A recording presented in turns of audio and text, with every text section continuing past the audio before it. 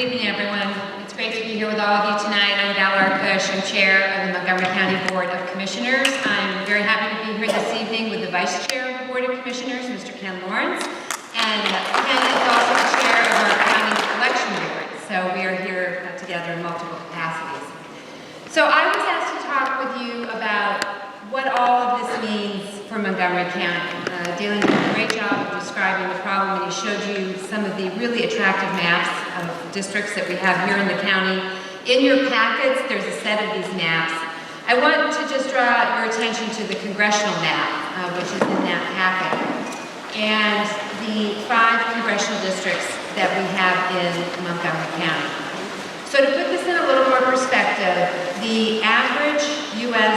congressional district has a population of around 750,000 people. Montgomery County has a population of 823,000.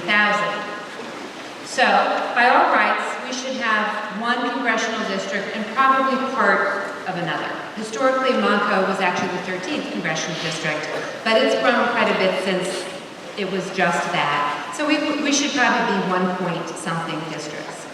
Instead, we are 5 districts. And I want you to know that none, 0, of those 5 members of Congress live in Montgomery County. Not one. And so we're faced with a situation at your county government that if we have concerns, maybe we want to express concerns about the budget that's just been proposed in Washington, or the impending vote on the Health Care Act. We have to reach out to 5 people, none of whom actually live in our county. So, to Dalen's point, not only about the politics of where an individual elected stands in terms of how partisan they are, but it is human nature to care more about your neighborhood, I think. That's another place where this falls apart. And in our case here in Montgomery County, we have nobody that lives in Montgomery County who's a member of Congress. Our county has a bigger population than 4 states. So I have more constituents than the governor of North Dakota, Alaska, Wyoming, or Vermont. Each of those states has a member of Congress. Some of them have 2. But they have a better situation as a state in terms of representation and their representative democracy than we have here in Montgomery County. And it doesn't end with the congressional districts. There's another map in here that shows you our senatorial districts, of which we have 6. And that's a little better in that at least some of those senators do actually live in the county, but they certainly don't all live in the county. What they do share, though, is that every single one of them has part of another county in their state senate district. So again, we don't have a single state senator who's 100% focused on what is happening in Montgomery County. So Montgomery County has been stacked and cracked, as Senator Leach told you about. We've been cracked in that there's been all kinds of divisions for political advantage, both, best exemplified by the 7th Congressional District. And it's been stacked by putting people very closely together. Dalen showed you the 13th. Another great example is the 2nd Congressional District, where a piece of Lower Marion and Narberth, which tends to be pretty highly Democratic in terms of voter registration, has been attached to the rest of the Senate, the 2nd Congressional District in Philly. And so that's been very compressed with a bunch of Democrats there. There's other ways that this plays out in terms of trying to advocate on behalf of our residents. We have got areas across our congressional districts now that are just so different from one another. The 7th has parts of Lancaster County, which are very rural, coupled with very dense and much more urban parts of Montgomery County.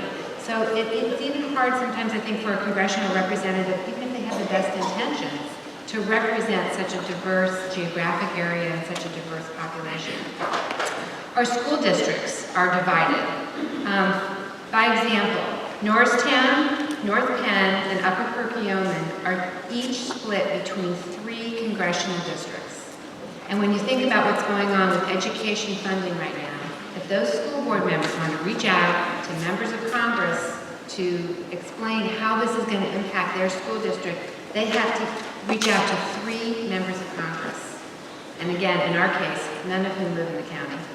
And we have 10 more Montgomery County school districts who are divided into 2 congressional districts.